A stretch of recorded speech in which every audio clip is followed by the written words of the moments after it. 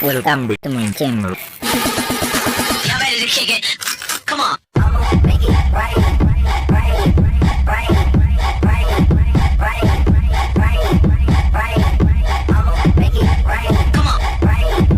Terima kasih sudah klik video ini. Tapi jangan lupa guys, klik tombol subscribe karena subscribe itu gratis. Dengan subscribe kamu support channel ini terus untuk upload hampir setiap hari. Ingat, subscribe itu gratis, gak ada ruginya kamu klik tombol subscribe guys. Selamat menonton.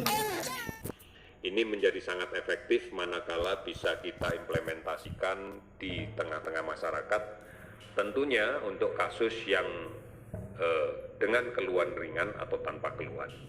Ini sebenarnya adalah hampir 80% dari kasus positif yang ada secara statistik berada dalam keluhan dalam posisi gejala yang ringan atau ringan sampai sedang. Yang sebenarnya dengan melakukan isolasi diri di rumah ini sudah cukup bagus dan cukup efektif. Ini yang kemudian akan kita dorong sehingga tidak seluruh kasus positif menjadi beban layanan rawatan rumah sakit.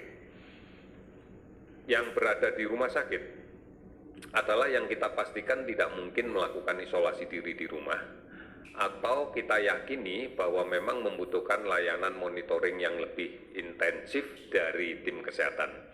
Misalnya pada keluhan yang sedang atau dengan komorbid yang menyertai, ini yang membutuhkan layanan rawatan rumah sakit dengan pengawasan yang ketat. Oleh karena itu keberadaan rumah sakit Wisma Atlet ini sebenarnya ditujukan adalah sebagai barier awal sebelum atau barier awal untuk mengurangi beban rumah sakit rujukan yang kita ketahui bersama, ada Sulianti Saroso, kemudian ada Rumah Sakit Persahabatan dan sebagainya. Sehingga pada kasus-kasus dengan kondisi sedang berat yang membutuhkan memang layanan rawatan spesifik dan intensif, ini bisa dilaksanakan di Rumah Sakit Sulianti Saroso atau Persahabatan atau rumah sakit lain yang sudah kita tentukan sebagai rumah sakit rujukan. Ini yang kita harapkan seperti itu, sehingga tidak kemudian semua kasus masuk ke rumah sakit. Nah, ini sejalan dengan semakin masifnya kita melaksanakan tracing kontak, penelusuran kontak dari kasus yang ada. Sehingga kemudian kita harapkan bahwa kondisi ini akan mempercepat pemutusan rantai penularan yang ada di masyarakat. Meskipun tahapan ini bukan menjadi yang utama di dalam kaitan pengelolaan, pencegahan, dan pengendalian COVID-19.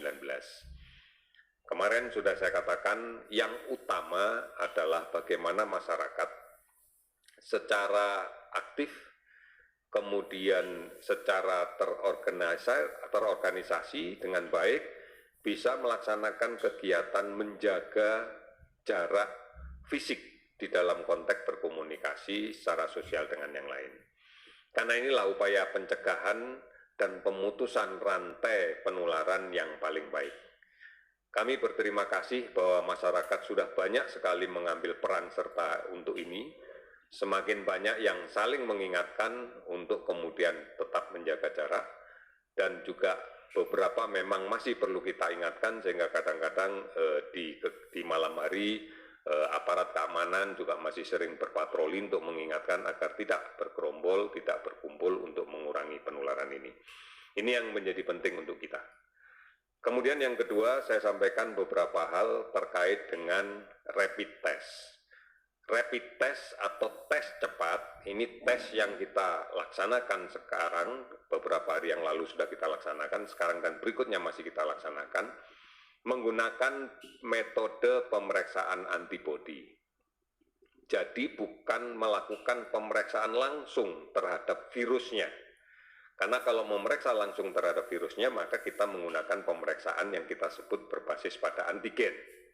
Yang kita gunakan adalah melakukan pemeriksaan dengan swab, dengan hapusan usapan yang dilaksanakan di dinding belakang rongga hidung atau di dinding belakang rongga mulut. Nah, kalau ini, maka kita akan melakukan pemeriksaan terhadap virusnya, antigennya. Artinya kalau ditemukan positif, maka diyakini di penderita tersebut ada virusnya. Tetapi untuk metode rapid test yang kita gunakan adalah sebenarnya screening, penapisan secara pendahuluan terhadap adanya kasus positif di masyarakat. Oleh karena itu yang kita periksa untuk cara cepat ini adalah melakukan pemeriksaan antibodinya yang ada di dalam darah, sehingga spesimen yang diambil adalah darah, bukan hapusan tenggorokan. Diharapkan dengan adanya pemeriksaan ini, maka kita bisa menjaring dengan kasar tentunya secara cepat tentang keberadaan kasus positif. Oleh karena itu, pemeriksaan rapid test dengan menggunakan basis pemeriksaan antibodi, tentunya kalau hasilnya negatif, kita belum bisa memberikan jaminan bahwa yang bersangkutan tidak terinfeksi. Bisa saja terinfeksi, tetapi pada tahap-tahap awal, karena antibodinya belum terbentuk.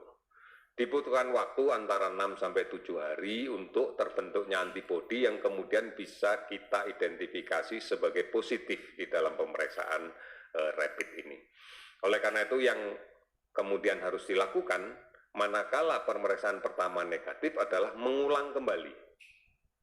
Kita sudah menyepakati bahwa kita akan mengulang kembali setelah 10 hari. Harapan kita bahwa antibodi itu sudah terbentuk dan kita bisa mengidentifikasikannya. Kalau hasilnya positif, maka kita yakini sedang terinfeksi oleh virus. Tetapi kalau hasilnya negatif 2 kali, maka kita bisa meyakini bahwa tidak terinfeksi oleh virus. Tetapi juga dimaknai tidak ada antibodi di dalam tubuhnya.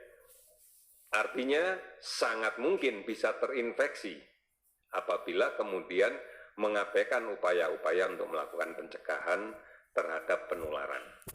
Tetapi yang hasilnya positif tentunya akan kita tindak lanjuti dengan pemeriksaan antigennya melalui pemeriksaan swab dan kemudian kita akan mencoba menggunakan PCR untuk melihat ini. Oleh karena itu, ini harus penting untuk kita interpretasikan bersama. Sehingga sekalipun pada pemeriksaan pertama negatif, maka kita akan tetap meminta melaksanakan pengaturan jarak, menjaga jarak dalam berkomunikasi sosial, menjaga jarak fisik dalam berkomunikasi sosial, supaya tidak ada proses penularan. Ini menjadi penting dan ini harus kita laksanakan bersama-sama. Di dalam konteks pemeriksaan rapid test ini, kita sudah menentukan kebijakan. Yang pertama, rapid test akan kita laksanakan kepada kontak dekat kasus positif yang sudah terkonfirmasi dan dirawat di rumah sakit, atau kasus konfirmasi positif yang harus dilaksanakan isolasi rumah. Maka bagian dari penelusuran terhadap kontak keluarga yang tinggal serumah dengan pasien itu harus kita periksa semuanya. Kalau kemudian di dalam perjalanan kontaknya selama sebelum sakit ternyata juga ada riwayat dia sempat bekerja di tempat pekerjaannya dan ada lingkungan kerja yang juga memiliki kemungkinan kontak dekat, maka kita juga akan melaksanakan pemeriksaan di tempat dia bekerja. Ini prioritas yang pertama. Prioritas yang kedua adalah kita melakukan pemeriksaan kepada semua tenaga kesehatan yang kemudian terkait dengan layanan terhadap pasien COVID-19. Ini harus kita periksa, termasuk front office rumah sakit juga kita lakukan pemeriksaan. Karena kita tahu bahwa mereka adalah kelompok yang sensitif untuk rentan terinfeksi COVID-19. Ini prioritas yang kita laksanakan untuk pemeriksaan rapid pada tahapan pertama. Sudah barang tentu kalau nanti cartridge kit yang kita kirim, yang kita datangkan semakin banyak, nanti kita akan berbasis pada wilayah. Sementara ini kita masih tracing pada kelompok yang memiliki kerentanan tinggi, yaitu kontak dekat dan petugas kesehatan. Ini yang menjadi prioritas pertama kita. Kemudian setelah kit kita yang kita datangkan kembali sudah cukup banyak, maka kita akan melakukan pemeriksaan berbasis pada kewilayahan. Sebagai contoh, di Jakarta ini adalah wilayah Jakarta Selatan yang sudah kami identifikasi dan kami petakan, maka ini akan menjadi prioritas kita. pelaksanaan tes tentunya nanti akan didesentralisasikan di semua fasilitas kesehatan yang ada di wilayah itu. Misalnya puskesmas, kemudian laboratorium kesehatan daerah, rumah sakit yang ada di wilayah tersebut, baik rumah sakit pemerintah maupun rumah sakit swasta. Ini yang harus kita lakukan di tahapan berikutnya. Oleh karena itu, inilah yang menjadi urut-urutan tahapan kita di dalam kaitan dengan layanan kesehatan. Saat ini kita sudah mendistribusikan, kami cek tadi sudah mulai bergerak distribusi 125.000 kit untuk pemeriksaan cepat yang didistribusikan di 34 provinsi. Nantinya provinsilah yang akan menentukan, pertama untuk kontak tracing, kedua adalah untuk petugas kesehatan yang dilibatkan dalam layanan langsung terkait dengan COVID-19 ini. Dan pada pengiriman berikutnya dengan jumlah yang lebih besar nanti akan berbasis pada daerah di mana kasus ini ditemukan dan kemudian kita anggap sebagai daerah yang berpotensi untuk munculnya penularan. Saudara-saudara sekalian, pada tahapan yang terakhir saya akan menyampaikan update terkait dengan kasus konfirmasi positif yang sudah kita dapatkan di hari ini. Dari kajian data yang kita catat sejak tanggal 23 Maret pukul 12 sampai dengan hari ini 24 Maret pukul 12.00 waktu Indonesia bagian Barat.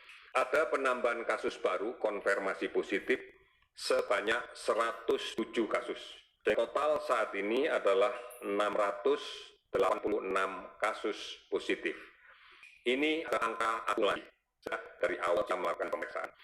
Kemudian ada penambahan juga, tidak ada penambahan kasus yang sembuh, masih tetap sama datanya 30, tetapi ada beberapa yang sudah sekali diperiksa spesimennya negatif, kita akan tunggu besok, kalau pemeriksaan yang kedua negatif berarti sembuh.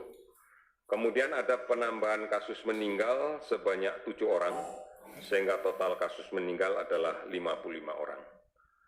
Sehingga update pada posisi 24 Maret 2020 pada pukul 12.00 sebagai berikut, kasus kumulatif positif sebanyak 686,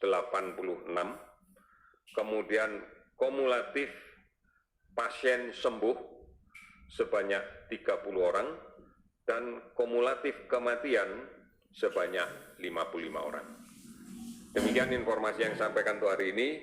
Kita akan selalu mengupdate dan yakinlah bahwa pemerintah bekerja dengan keras dan siapapun yang sedang melaksanakan isolasi diri atau masyarakat yang membutuhkan informasi, silakan ada hotline di 119 extension 9 dan di beberapa layanan online yang ada di Indonesia yang terkait dengan COVID-19. Mudah-mudahan ini bisa menjadi informasi yang membantu kita sekalian. Terima kasih, selamat sore.